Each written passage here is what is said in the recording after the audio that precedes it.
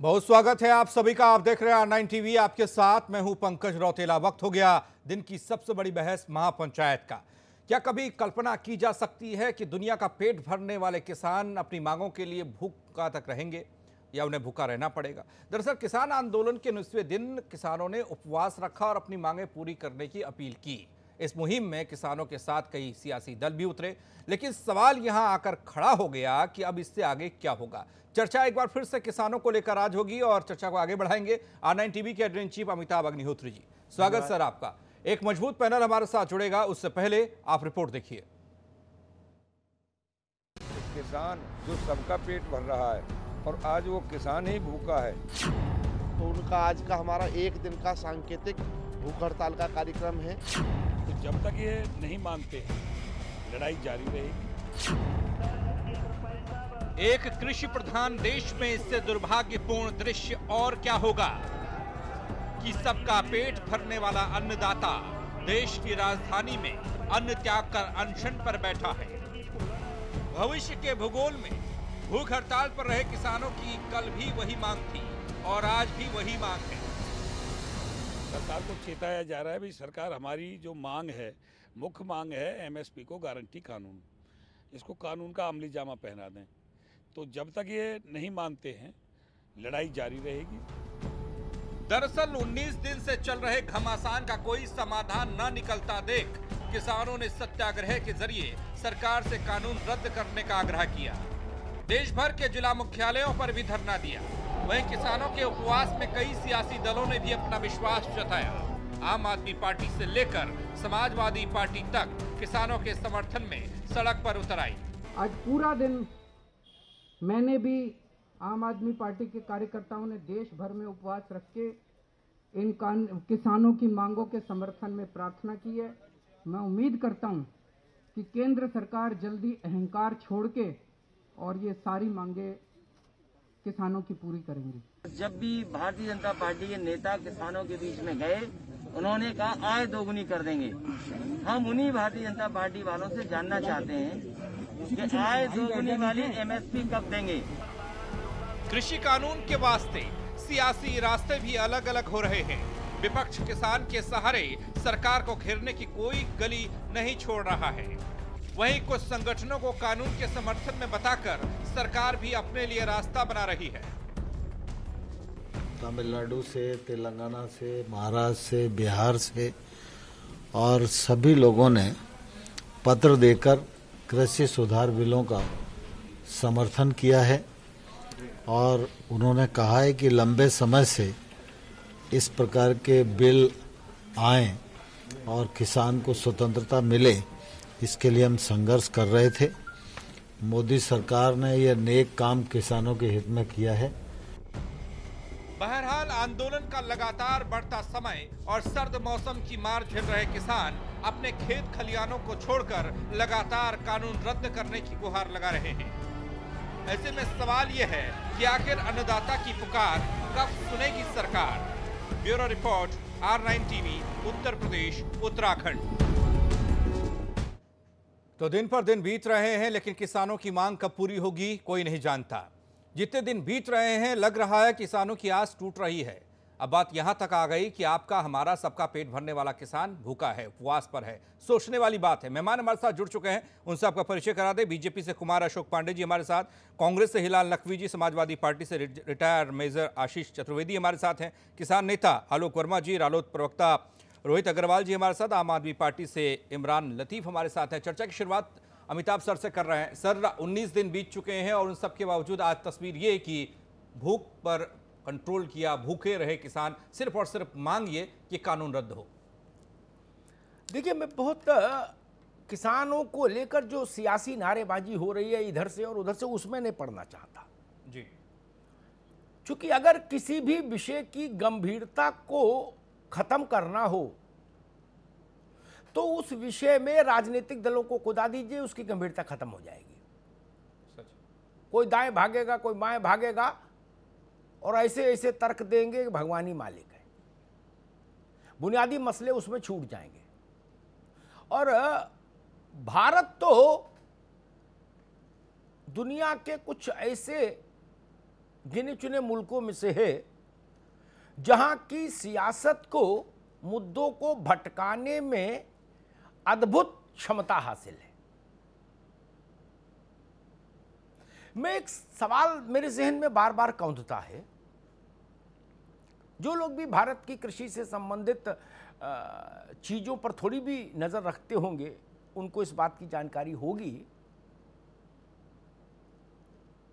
भारत दुनिया का दूसरे स्थान का सबसे बड़ी फूड फैक्ट्री है, यानी खाने योग्य चीजों के उत्पादन वाला ये दुनिया का दूसरे नंबर का सबसे बड़ा कारखाना है, ऐसे समझ लो आप। विश्व में दूसरे नंबर का, जिसमें गेहूं से लेके और अंडा तक सब है। और इसकी स्थिति क्या है? अंग्रेजों का शासन छोड़ो, 72, 73, 74 साल का अपने शासन देख लो सब लोग। खाद्य प्रसंस्करण का अगर एक आंकड़ा हम उठा लें तो भारत में पैदा होने वाली खाद्य वस्तुओं का 10% तक अभी प्रसंस्कृत नहीं हो पाया, यानी जितनी पैदावार हमारी है उसमें हम 10% को भी प्रसंस्करण के स्थिति तक नहीं पहुंचा पाते। तो किसान की आय तो बढ़ नहीं सकती। नारा कोई लगाओ, छत पे लगाओ, अटारी पे लगाओ, गाड़ी के ऊपर खड़े होकर लगाओ, नीचे बैठ के लगाओ, दफ्तर में लगाओ, दफ्तर के बाहर लगाओ, नारे पे तो रोके नहीं, लेकिन किसान की आय दूनी नहीं हो सकती। दुनिया के जिन भी मुल्कों में किसान की आय दूनी हुई उसमें खाद्य प्रसंस्करण का एक बड़ा योगदान रहा। आज ये आंकड़ा 30% को छू ले तो भारत के हर किसान की आय दूनी हो जाएगी अपने आप। उसमें नेताओं को कुछ नहीं करना ना, कतई कोई मेहनत नहीं करनी, अपनी पार्टी चलाए वही बहुत।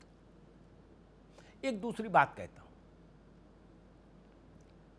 दुनिया की नंबर 2 की फूड फैक्ट्री, और उसको सब लोग सरकार में रह लिए, कांग्रेस, भाजपा, जनसंघ, लोकदल, तीसरा मोर्चा, चौथा मोर्चा, वामपंथ, दक्षिणपंथ, सब रह लिए सरकार में, कोई बचा नहीं। उन सबके सामूहिक परिश्रम और पुरुषार्थ और किसान के लिए जो उनकी आंख में इतनी भारी चिंता रही हमेशा से, जो वो लोग दावा करते हैं, उसका नतीजा क्या है?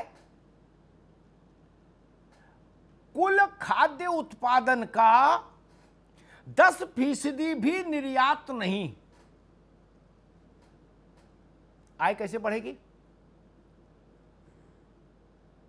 कासगंज में सामान बेच के आय बढ़ेगी कि बरेली में बेच के बढ़ेगी कि पटरौना में बेच के बढ़ेगी कि बरुआ सागर में अदरक बेच के अब वहीं अदरक पैदा करो, अरे हल्दी और अदरक और वहीं बेच दो, तो क्या मिलेगा? इन विषयों पर कभी चिंतन नहीं हुआ, कभी चिंतन नहीं हुआ। और हर आदमी ने ये कहा कि भाई छाती खोल के देख लो, हनुमान जी की तरीके से मेरी छाती के अंदर किसान बैठा है।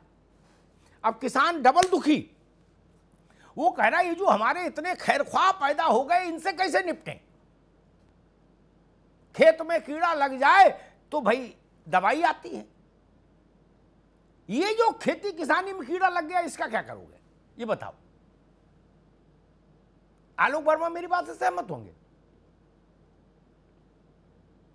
और ये अन्नदाता और ये इस तरह के जो भारी भरकम शब्द है ना, जिसको कुछ न देना हो उसको कह दो अरे भाई आप तो सबके मालिक हो, समझ लो उसका बेड़ा गर्क।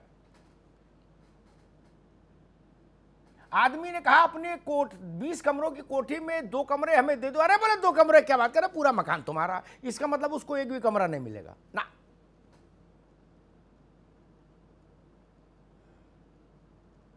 हमने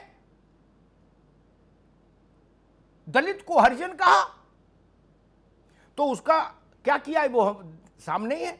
कहा अरे भाई तुम तो भगवान के आदमी हो। अच्छा जी, तो अब तुमको कुछ मांगने का हक ही नहीं। हमने स्त्री को देवी कहा यत्र नारस्तु पूज्यन्ते रमन्ते तत्र देवताः। तो स्त्री अपराध में हमारे देश की दिन दूनी रात चौगुनी प्रगति हुई।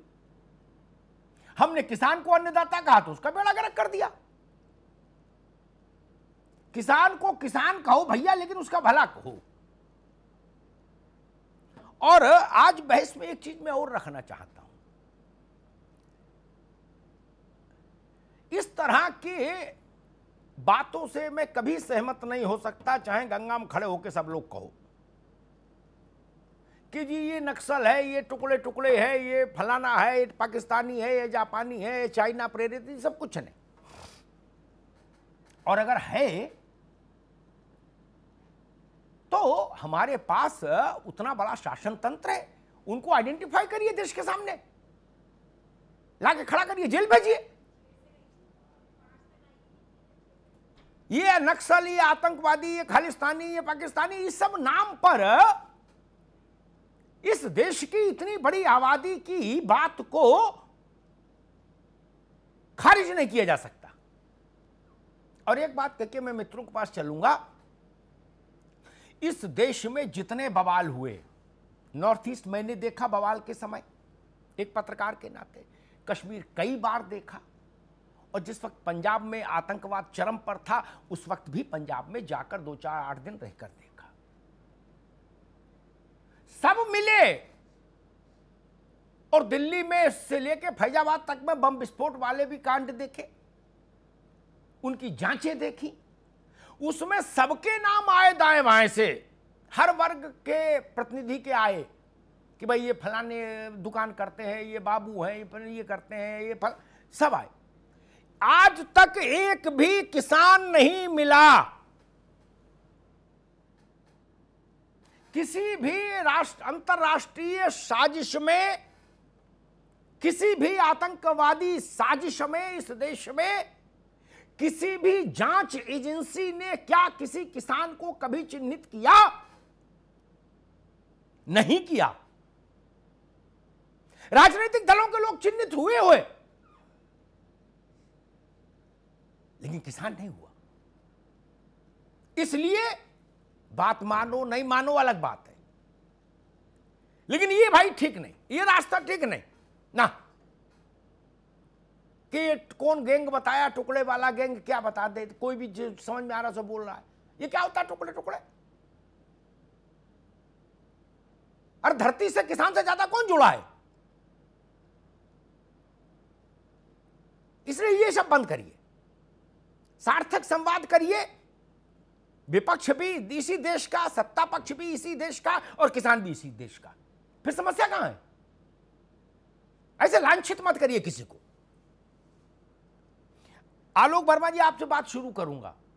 किसान की बात होती है तो मेरे मन में बड़ी खिन्नता आ जाती है जब मैं 7 दशक का ये चरित्र देखता हूं।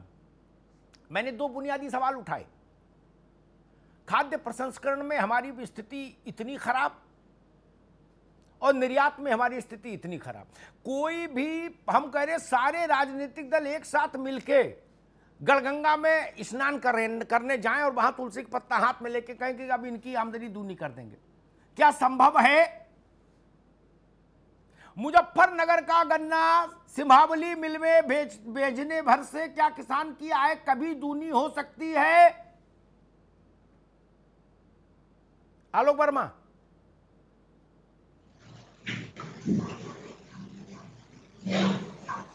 देखिए साहब जी, मैं आपको बताऊं कि ये बात बहुत सही है कि किसान जो है चुनाव के समय सरकार और जो पार्टियां होती हैं इनके एजेंडे में रहता है, लेकिन चुनाव जीत जाने के बाद इनके एजेंडे से एकदम बाहर हो जाता है।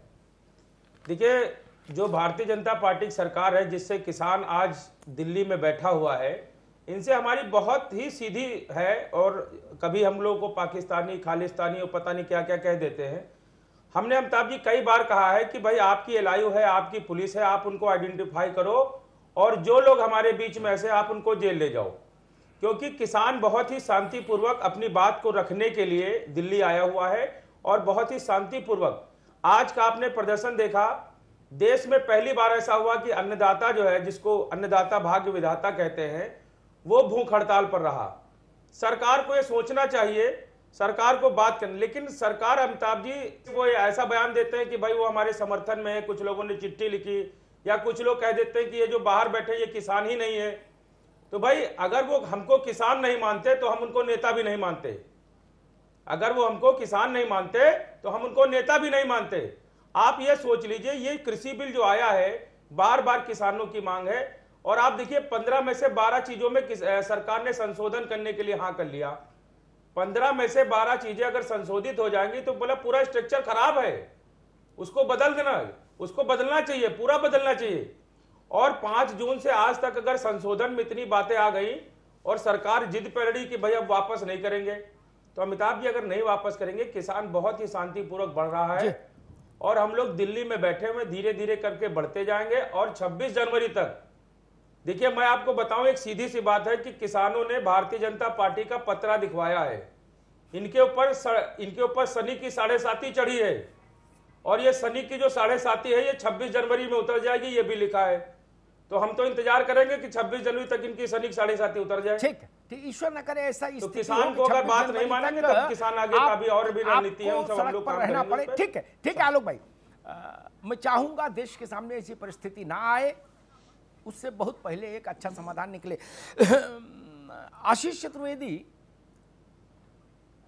हम लोग मकान में भी जब ये विचार करते हैं कि भाई ये दादाजी का मकान है पेरेंटल, इसमें रिनोवेशन हो सकता है क्या, और अगर वो लिस्ट 50% से ऊपर चली जाए हैं परिवर्तन की, तो हमको ठेकेदार सलाह देता है कि भाई साहब फिर गिरवाक दूसरा बनवा लो, है ना।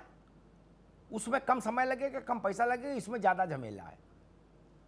क्योंकि अगर मोर देन 50% ऑल्टरेशन करना है तो फिर वो मकान गिरवाई दो। वैसे ही अगर 15 में से 13 विषयों पर संशोधन ही करना है तो नए कागज क्यों ना टाइप हो जाए। आशीष जी,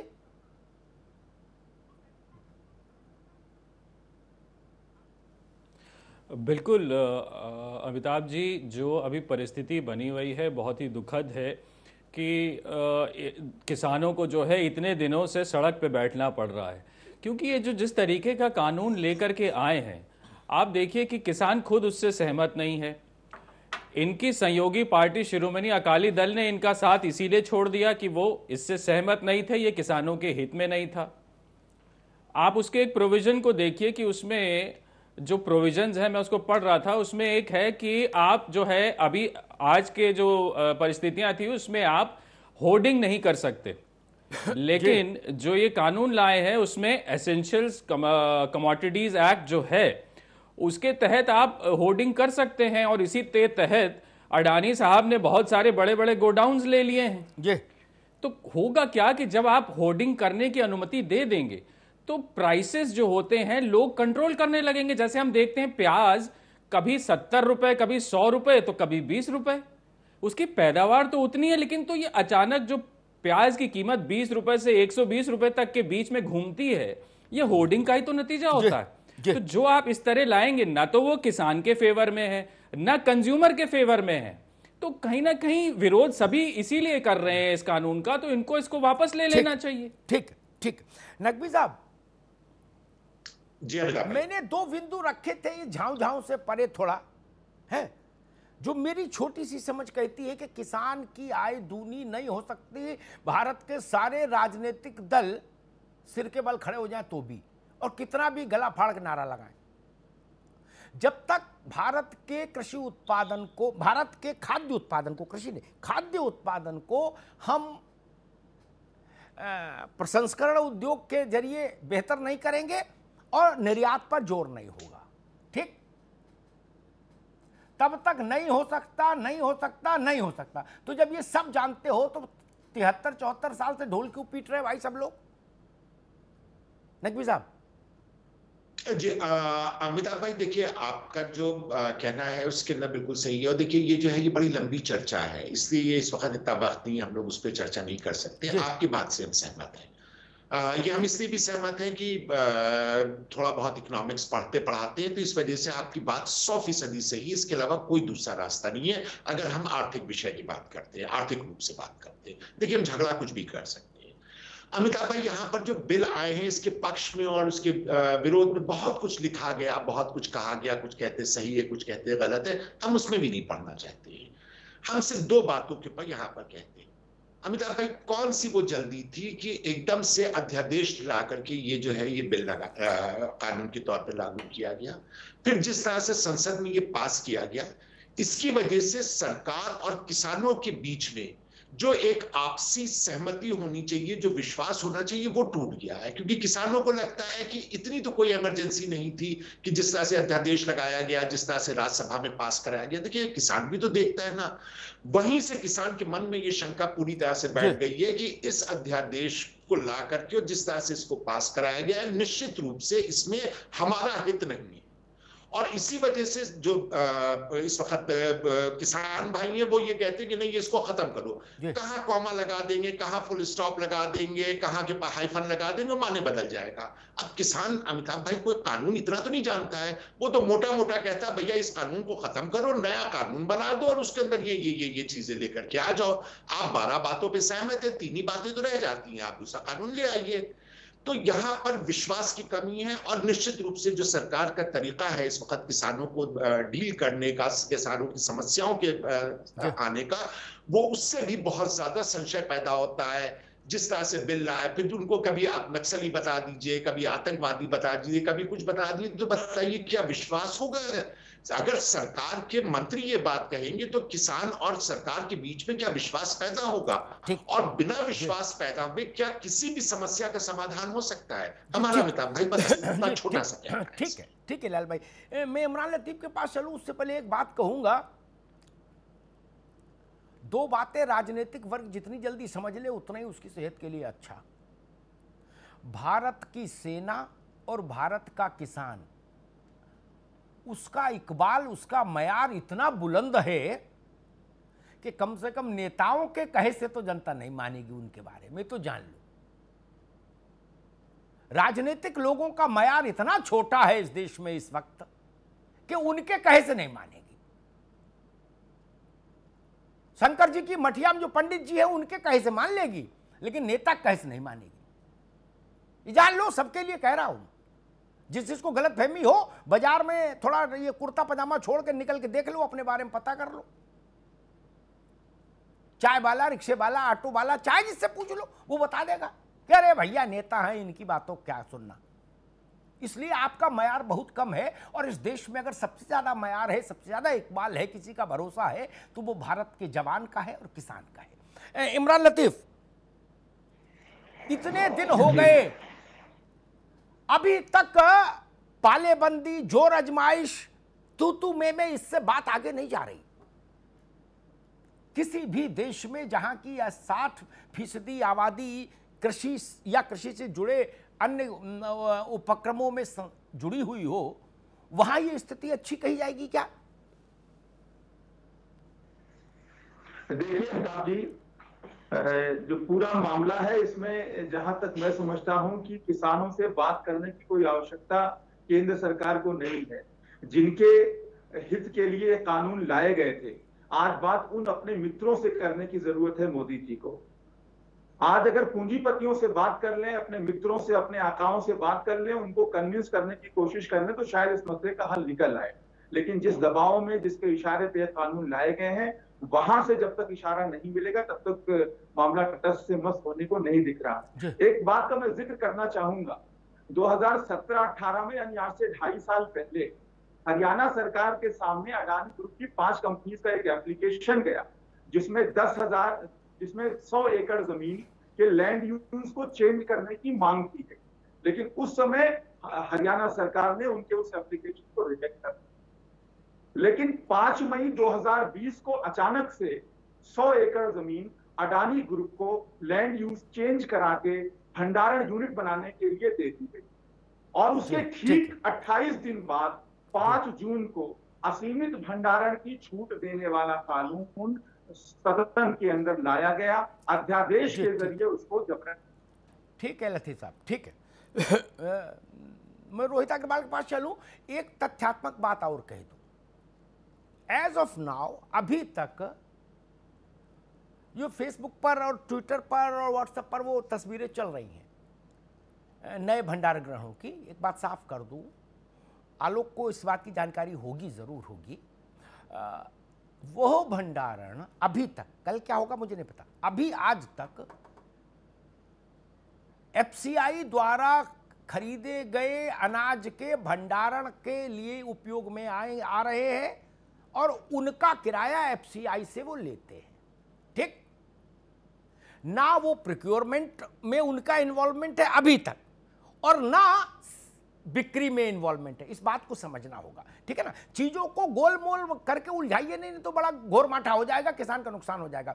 रोहित अग्रवाल, मेरा सवाल फिर वहीं पर आके खड़ा हो जाता है, जब 15 में से 13 बातों पर बात, अरे रुको भाई इमरान लतीफ, तुम लोग भी यार चीजों को इतना गड़बड़ घोटाला कर देते हो कि उसी से बड़ी विचित्रता पैदा होती है। रोहित अग्रवाल, मसला ये है कि डॉक्टर कह रहा तुम्हारे लिए यही दवा ठीक है क्योंकि तुम्हारी आंख में दर्द है, मरीज कह रहा मेरे कान में दर्द है, ये दवा कैसे खा लूं, डॉक्टर कह रहा ना यही खाने पड़ेगी।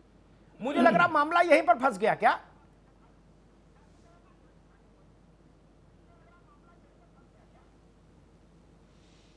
रोहित अग्रवाल।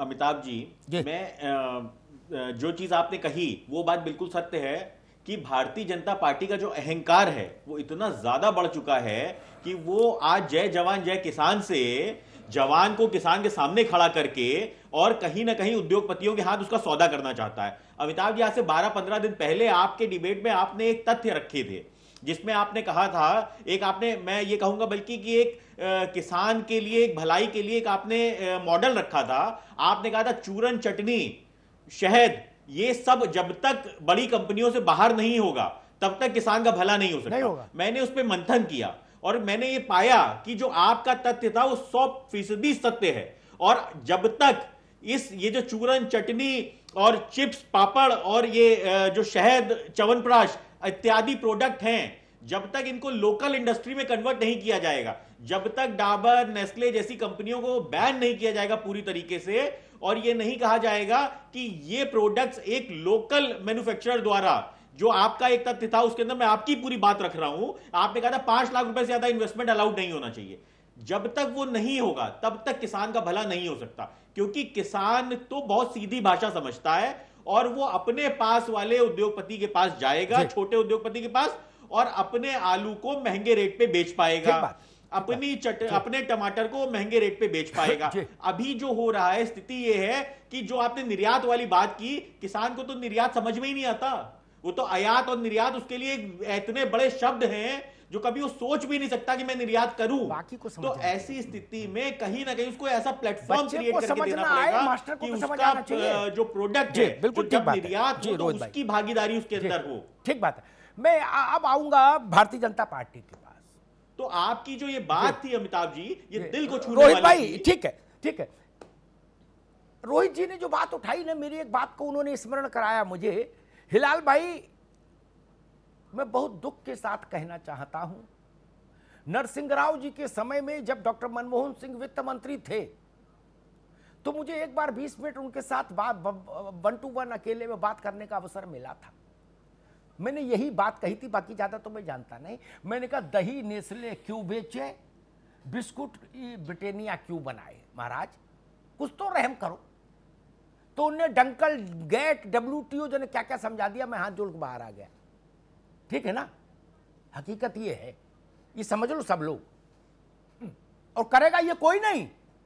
जितने लोग यहां बैठे हैं ना, इनमें से सबकी पार्टियों के प्रधानमंत्री हो जाए, कोई ये नहीं करेगा जो मैंने बताया, कोई नहीं करेगा। अचार बिकवाओगे 10,000 करोड़ की कंपनी से और फिर कहोगे आलोक वर्मा का भविष्य अच्छा करना है। क्या खाक भविष्य अच्छा होगा आलोक वर्मा का? कभी नहीं हो सकता। झूठ की दुकान फैला रखी है। मैं आपके पास आता हूं पांडे जी महाराज, बाकी सबसे अलग मिजाज का सवाल पूछा, आपसे पूछूंगा अलग मिजाज का। बाकी सब तो टुकड़े टुकड़े गैंग में हैं, जो भी आपकी बात समझ की बात नहीं कह रहा, मान लिया। पाकिस्तानी, खालिस्तानी, कौन चाहिए चीनिस्तानी, कौन जो तानी हो सब तान लो, मान लिया, ठीक, मैं उस विवाद में नहीं पड़ता। अश्विनी महाजन को जानते हैं, आपके वैचारिक परिवार के बहुत बड़े आदमी हैं। जब भाऊराव देवरस ने स्वदेशी जागरण मंच बनाया, उसकी परिकल्पना हुई, दंतोपंत ठेंगड़ी वगैरह उसमें आए, उस स्वदेशी जागरण मंच के राष्ट्रीय संयोजक हैं अश्विनी महाजन, अगर मैं नाम सही याद कर रहा हूं। उन्होंने कहा कि एमएसपी के लिए कानूनी गारंटी हो और उस कानून में यह भी लिखा हो कि सरकार हो चाहे बाजार हो, उस रेट से नीचे खरीदेगा तो जेल जाएगा। अश्विनी महाजन ने कहा, अब उनको आप मुझे बताओ, 3 ऑप्शन देता हूं, जिसे केबीसी में मिलते हैं ना, 3 देता हूं, उनको पाकिस्तानी कहें, खालिस्तानी कहें, चीन का एजेंट कहें, या क्या बोलते हो टुकड़े टुकड़े गैंग कहें। पांडे जी, अश्विनी महाजन को क्या बोलूं, जो राष्ट्रीय स्वयंसेवक संघ के प्रकल्प स्वदेशी जागरण मंच के राष्ट्रीय संयोजक हैं। पांडे जी,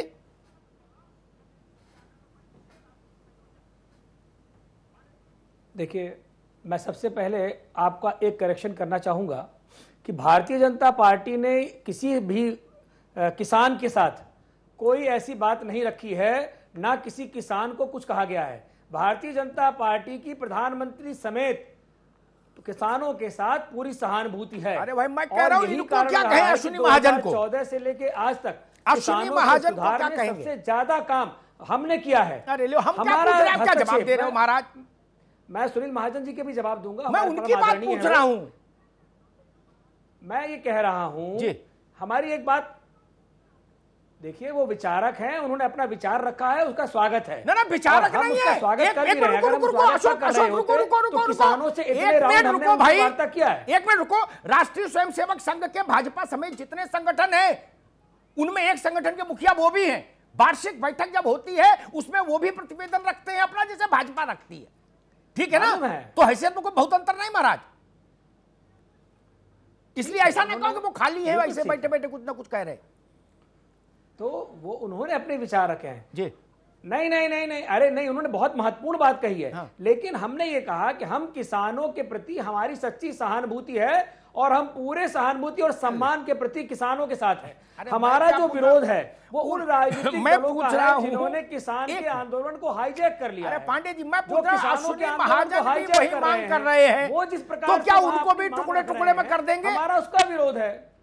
अश्विनी महाजन ने भी वही मांग की जो टिकरी बॉर्डर पर हो रही, सिंगू बॉर्डर पर हो रही, क्या उनको भी टुकड़े टुकड़े गैंग में शामिल कर दोगे? बिल्कुल बिल्कुल नहीं, बिल्कुल नहीं, बिल्कुल। अगर ऐसा करोगे तब हमने किसी के लिए तो करोड़ों स्वयंसेवकों मैं आपको याद दिलाना चाहूंगा कि नहीं, बिल्कुल उनको नहीं कहा गया है, उनकी बात का सम्मान रखा गया है। और यही कारण है कि आज 6 राउंड 7 राउंड वार्ता हो चुकी है और फिर किसानों से वार्ता के लिए रास्ता खुला हुआ है। हम बार बार किसानों से संवाद कर रहे हैं, उनका संवाद क्यों नहीं सफल हो रहा है? बार बार संवाद करने के बाद भी कि वहां यूनियनों में मतैक्य है, उनमें मतभेदता है, उनमें आपस में ऐसा मतैक्य है जिसके कारण हम एक जगह नहीं पहुंच पा रहे हैं। हल्की छोटी छोटी बात करो, हल्की हल्की, हम बार बार उनके संग वार्ता कर रहे हैं, आगे भी वार्ता। एक बात कहूं, दूल्हा दुल्हन में लड़ाई हो गई, ठीक, दूल्हा सास की न माने समझ में आता है, साले की न माने समझ में आता है। अरे अपनी चाची की तो मानो। आज स्वदेशी जागरण मंच तो आप ही का है, वो हिलाल नकवी का है कि आशीष चतुर्वेदी का है? नाभिनाल का संबंध है, नाभिनाल का, जुड़मा हो जुड़मा भैया। विद्यार्थी परिषद है, वनवासी कल्याण परिषद है, दुर्गा वाहिनी है, विश्व हिंदू परिषद है, भारतीय जनता पार्टी है, स्वदेशी जागरण मंच है, ये एक ही है, ये क्या अलग है? 35 साल से तो मैं ही देख रहा। तो लड़का सास की नहीं माने समझ में आता है, चाची की तो सुनो, बुआ की तो सुनो, ये तो घर के है। ये कह रहा था मैं, अगर हम अकाउंट सेटल करना चाहेंगे, एक दूसरे के ऊपर स्कोर करना चाहेंगे, तो किसान के मुद्दे हल नहीं हो पाएंगे। किसान के मुद्दे को हल करना है तो किसी को कुछ बोलना बंद करना पड़ेगा, किसी को राजनीति बंद करनी पड़ेगी और सिर्फ ये सोचना पड़ेगा कि मसला किसान का है। जब तक ऐसा नहीं होगा तब तक हल नहीं होगा। आलोक वर्मा गलत तो नहीं करा भाई, वरना तो यही होता रहेगा। 10 जगह किसानों का धरना होगा, 2 जगह दूसरे लोग भी धरना करा देंगे, बताएंगे ये भी किसान है, ये कह रहे बहुत अच्छा है, और ये ऐसे ही रस्साकसी चलती रहेगी। नहीं, कोई किसी चिट्ठी लिखवाएगा, कोई किसी चिट्ठी लिखवाएगा, कोई किसी कुछ बताएगा, कोई किसी कुछ बताएगा, और शोरगुल में मुद्दा दब जाएगा। आलोक वर्मा,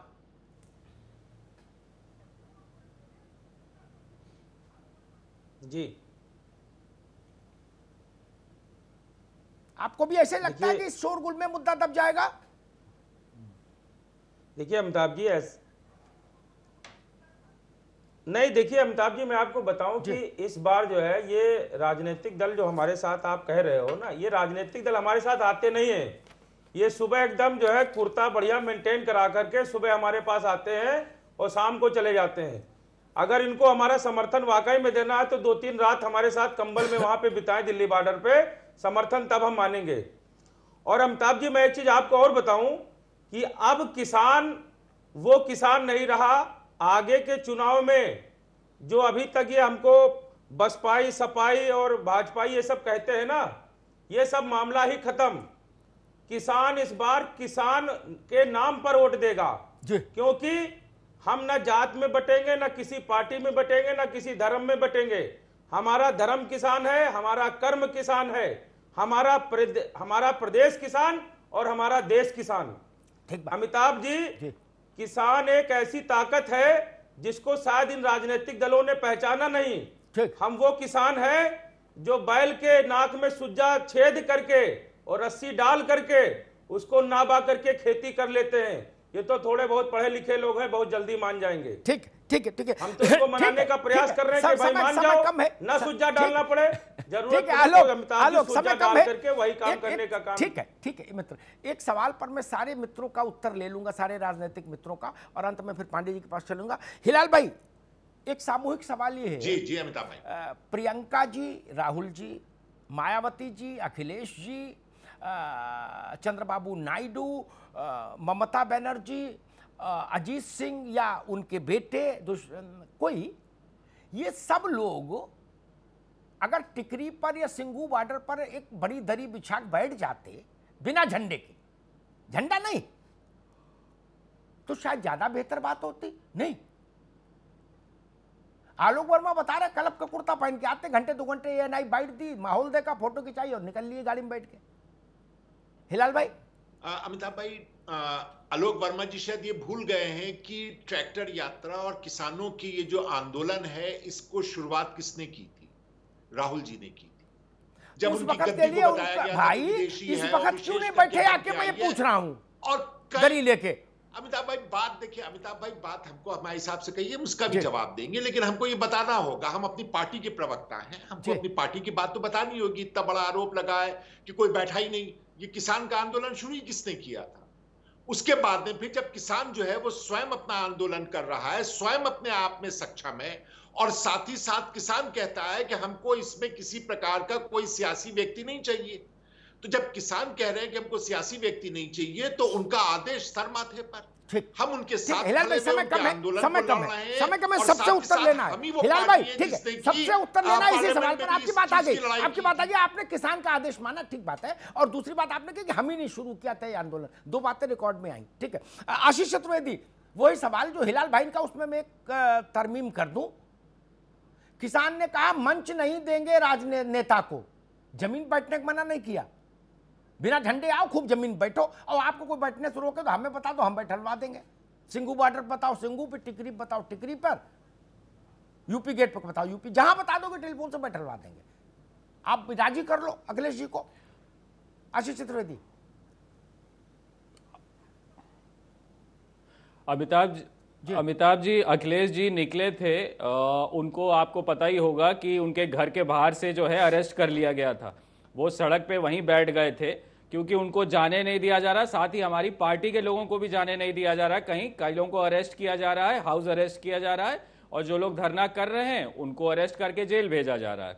अभी आपने एक बहुत अच्छी बात उठाई थी किसान और जवान की, तो एक बात अमिताभ जी मैं ये कहना चाहूंगा, समाजवादी पार्टी के नेता के तौर पे नहीं बल्कि उत्तर प्रदेश भूतपूर्व सैनिक संघ के अध्यक्ष होने के कारण अभी भारतीय जनता पार्टी एक प्रपोजल ला रही है जिसमें सैनिकों की पेंशन को आधा किया जाने वाला है, तो क्या वो भी देश हित में होने जा रहा है? ठीक है, नहीं ठीक बात है। भैया राष्ट्रीय लोकदल वही सवाल जो सबसे पूछा, जयंत चौधरी एक अपना दरी लाते, योगा मैट और बैठ जाते शांति से, झंडा नहीं लाते तो कोई दिक्कत नहीं थी।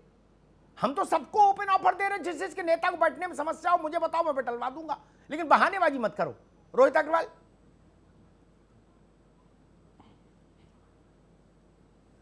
अमिताभ जी, देश की जानकारी और प्लस यहां पे बैठे सभी नेताओं दलों की जानकारी के लिए बता दूं, माननीय जयंत चौधरी जी आंदोलन के तीसरे दिन सिंधु बॉर्डर पे पहुंचे, बिना किसी पार्टी कार्यकर्ता के अपने कुछ सहयोगियों को लेके, और उन्होंने वहां पे लंगर सेवा की, पूरे दिन वहां रहे, लोगों का दुख दर्द सुना, लोगों से बात की, किसानों से बात की और किसानों से समस्या के बारे में चर्चा की। बड़ा एहसान किया, बड़ा एहसान किया। ये किसान भारत का कभी नहीं भूलेगा कि किसानों से समस्या के बारे में चर्चा की। आलोक वर्मा और उनकी जो बिरादरी है, भारत की किसान बिरादरी, वो जिंदगी भर इस बात के लिए ऋणी रहेगी कि कुछ बिस्कुट वगैरह भी बांटे और चर्चा भी की।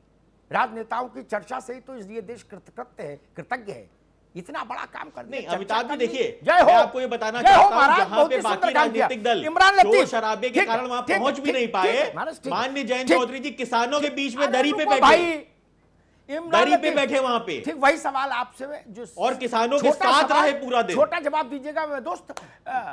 अरविंद जी 10-5 दिन वहां बैठते चुप, एक अपना बोरा साथ ले जाते टाट, जैसे हम लोग स्कूल में ले जाते थे प्राइमरी में जब पढ़ते थे, और बैठे रहते, तो थोड़ा मामला गंभीर होता नहीं कि सारा आंदोलन एएनआई से चलाओगे। जहां तक बात अरविंद केजरीवाल जी की है, वो गए, वहां पर गए और तमाम व्यवस्थाएं जो अभी तक भी आम आदमी पार्टी के तमाम विधायक उस आंदोलन में साथ हैं, वहीं कंबल बिछा के सो रहे हैं, उन्हीं के साथ रह रहे हैं, उस पूरे आंदोलन का साथ दे रहे हैं। 8 दिसंबर को आपने देखा कि जब आंदोलन में शामिल होने के लिए, उनका समर्थन देने के लिए, उनके साथ बैठने के लिए दिल्ली के मुख्यमंत्री अरविंद केजरीवाल जी निकलने वाले थे, तो देश के अंदर पहली बार ऐसा हुआ कि किसी सीएम आवास में ही चीफ मिनिस्टर को हाउस अरेस्ट कर दिया गया। इस तरह का माहौल आपने देखा है दिल्ली के अंदर। और यहाँ हमारे ऊपर तो ये इल्जाम अभी आप लगा रहे थे कि हम इसमें राजनीति कर रहे हैं, अगर हम जाएं तो राजनीति, हम ना जाएं तो हम उत्तर देंगे, हम इसको इतना सरलीकृत मत करो। ना ना ना, ये हम उत्तर देंगे, अभी हम इसका उत्तर देंगे, इतना सरलीकृत मत करिए। नो, अशोक पांडे, दुनिया जहान की बातों में ऊर्जा क्यों लगा रहे हैं आप लोग कि खालिस्तानी के नखल के फलानी तानी ढिकाना तानी? मूल मुद्दे को, समस्या को समाप्त करके किसान के माथे पर रोली चंदन लगा के गले में माला डाल के उसको विदा क्यों नहीं करते गांव में? दुनिया में ऊर्जा लगा रहे हो, ये कोई अंताक्षरी हो रही है क्या देश में? ये कबड्डी हो रही है। स्वामीनाथन अशोक पांडे, स्वामीनाथन रिपोर्ट 2006 में आई थी, उसके बाद से अनेक रिपोर्टें किसान के हित में आई, लेकिन आज तक किसी ने भी लागू करने की हिम्मत नहीं दिखाई। मैंने क्या सवाल पूछा? स्वामीनाथन चले गए महाराज। अनेक योजनाएं किसान के हित में आज भारतीय जनता पार्टी के नरेंद्र मोदी जी लेके आए। मैं बताना चाह रहा हूं, आज अनेक योजनाएं लेके आए, चाहे फसल बीमा योजना हो, फसल बीमा योजना में 5 करोड़ किसान जुड़ा हुआ है, चाहे फसल बीमा योजना में पांडे जी लाभ नहीं मिलता, गुना करने की बात रही हो, ज्यादा करता है, लाभ नहीं मिलता करने की बात भी रही हो।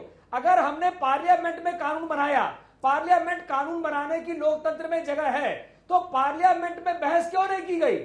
आपने किसान पार्लियामेंट में कहा गया कि कानून से पहले आप किसान से बात कर लेते हैं। ये राजनीतिक दल वहां से वॉकआउट करते हैं और बाद में आके धरना करवाते हैं, बाद में आके नारा लगवाते हैं। ठीक, मेरा आरोप सिर्फ इतना ही है कि अगर आपको लोकतांत्रिक तरीके से करना है, हम उनसे पूरी उम्मीद रखे हुए हैं कि हल निकलेगा। अभी 6 राउंड वार्ता हो चुकी है। ठीक है पांडे जी, आपको रोक रहे हैं। अमिताभ जी के पास चले संपादकीय टिप्पणी के लिए प्लीज। देश में अव्वल तो मैं निवेदन ये करूंगा कि पंजाब, हरियाणा, उत्तर प्रदेश, बिहार के आधार पर किसान को मत बांटिए।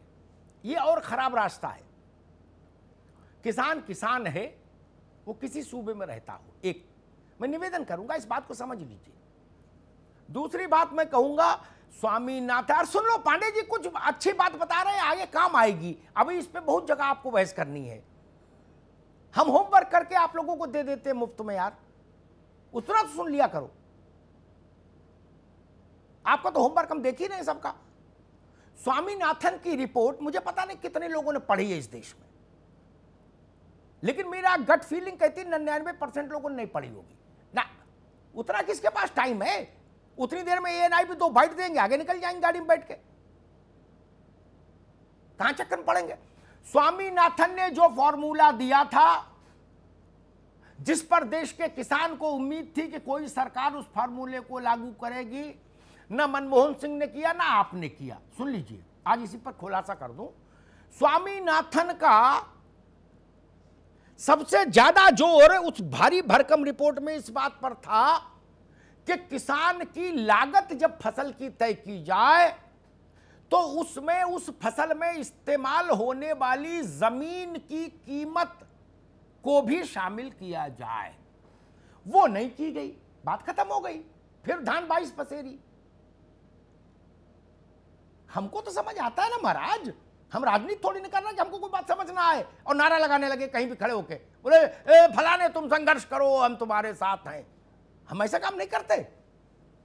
हमारे पास बुद्धि है, विवेक है। भीड़ थोड़ी ना कि कहीं भी रैली में चले जाएं और डांस करने लगे। इसलिए स्वामीनाथन स्वामीनाथन बंद करो महाराज। मेरी बात काट दीजिए, मैं पत्रकारिता छोड़ दूंगा। एक बात और भी महत्वपूर्ण है, राजनीतिक दलों में एक बड़ी भारी समस्या पैदा हो गई, सुविधा भोगी राजनीति हो गई। राजनेताओं का सबसे ज्यादा, एक तो रुआसी बैठी थी तब तक आ गए भैया तो फुट फुट के रोने लगे, वो वाली मसल। एक तो पहले आलस्य था, बहुत बदन टूटता था, पूरे पूरे दिन निकलते ही नहीं थे लोग। क्या ऊपर से ही आ गई नीली चिड़िया, इसने और बेड़ा गर्क कर दिया। अब उनके चेले चिंटू क्या कहते हैं कि देखा ना भैया 2 ट्वीट किए हैं सुबह। उनकी प्रतिबद्धता को आप कम समझ रहे हो? और गजब कर दिया। और पता लगा भैया 2 ट्वीट करने के लिए 2 लड़के रखे हैं 20-20 हजार के। बोले बेटा हमारे नाम से छापे रहा करो हर 2 घंटे में। उससे देश की राजनीति बदलेगी, उससे देश की बुनियादी समस्याएं समाप्त होंगी। संघर्ष करना ही नहीं चाहते। भारत में राजनीतिक आंदोलनों के, संघर्षपूर्ण आंदोलनों का अध्याय ही विलुप्त होता जा रहा। कोई पार्टी करना नहीं चाहती और तर्क सबके पास है। बोले हम गए नहीं थे, एक बार फोटो नहीं देखी थी आपने, हमने 2 दर्जन केले बांटे थे। अच्छा जी। नकवी साहब एक बात बताऊं, मैंने ऐसे ऐसे नेता देखे, उनके चरणों में प्रणाम किया मैंने तत्काल। एक केला मरीज को दे रहे और 17 लोग फोटो खिंचा रहे अस्पताल में। 17 नेता फोटो खिंचा रहे, एक केला दे रहे और फिर व्हाट्सएप पे भेज भेज के प्रणाम ले लिए।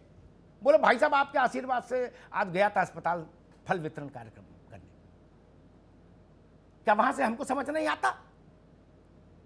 एक केला 17 नेता फोटो खिंचा रहे, जो नहीं आ पा रहा वो सबके ऊपर चढ़ के मुंडी बीच में घुसा रहा कि हमारी भी आ जाए फोटो। मरीज भी सोच रहा कि इससे अच्छा तो मरी जाऊं, जब एक केले में 17 दावेदार श्रेय लेने वाले, किसके नाम का सिंदूर लगा घूमूंगा। इस सबका चरित्र है महाराज। जब हमको निकलना नहीं होता है, यह भी समझ लो, जब हमको निकलना नहीं होता है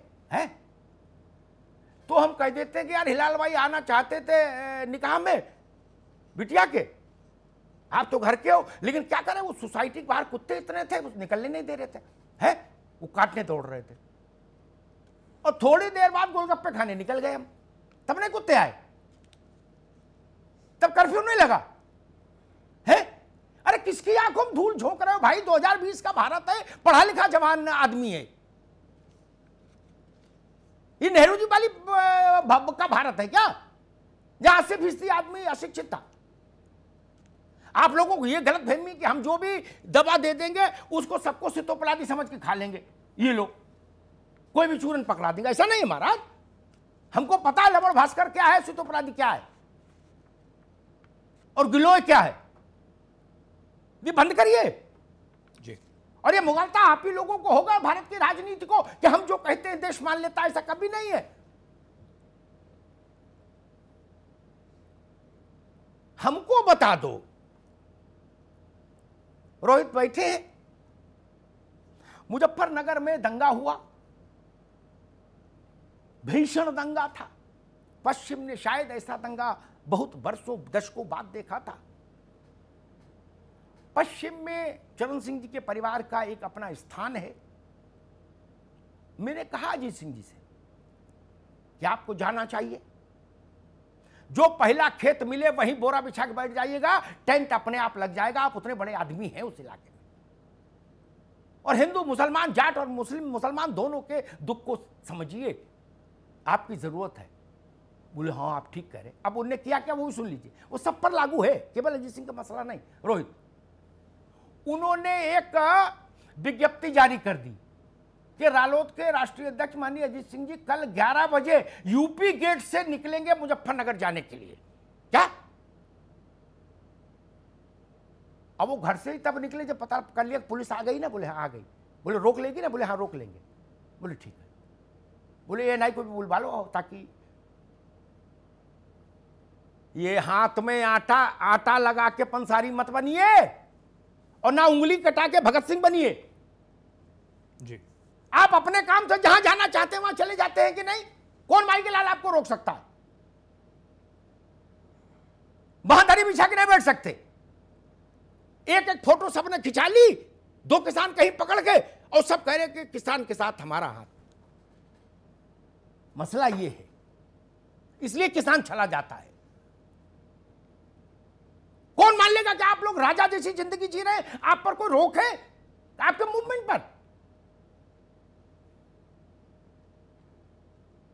गजबे बात है। जब मैं बड़े बड़े राजनेताओं को कहते सुनता हूं कि 144 लगी थी। अरे आपने 144 कब से मानना शुरू कर दिया? कब से मानना शुरू कर दिया? नहीं ना।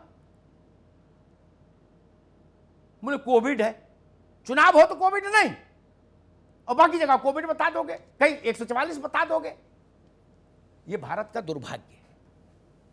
लोहिया कहा करते थे राजनीतिक लोग सड़क पर सक्रिय नहीं रहेंगे तो उसका सीधा असर विधान परिषद, विधानसभा और लोकसभा पर पड़ेगा, संसद के स्तर पर पड़ेगा। आज कहां कौन सक्रिय है? खैर ये विषय अलग है, राजनेताओं की अपनी इच्छा है। लेकिन मैं ये निवेदन जरूर करूंगा, सारी राजनीतिक ताकतों से, सत्ता हो चाहे विपक्ष हो, ये देश के मान बिंदु हैं किसान, इनका स्थान सड़क नहीं हो सकती। कोई रास्ता निकालिए, खींचो चाप मिटे संदेहु, मानस में कहा। उठाइए धनुष और चाप खींचिए और संदेह के बादल खत्म करिए। इनके माथे पर तिलक लगाइए और भूल चूक लेनी देनी कह के इनको विदा कीजिए। किसी पार्टी का मसला नहीं, ये देश के पेट का मसला है, और पेट के मसले से बड़ा कोई मसला नहीं। धन्यवाद। बहुत शुक्रिया आपसे मेहमानों का। अमिताभ जी आपका भी बहुत बहुत शुक्रिया। तो वक्त दर वक्त बीत रहा है और पहले 5, 10, 15 दिन, अब 19 दिन इस आंदोलन को हो गए। हालांकि किसानों की आस अभी टूटी नहीं है। किसान लगातार प्रदर्शन कर रहे हैं, धरना प्रदर्शन, भूख हड़ताल, और लेकिन सवाल सिर्फ इतना है कि कब निकलेगा समाधान। महापंचायत में आज इतना ही। बाकी खबरों के लिए बने रहिए R9 TV के साथ।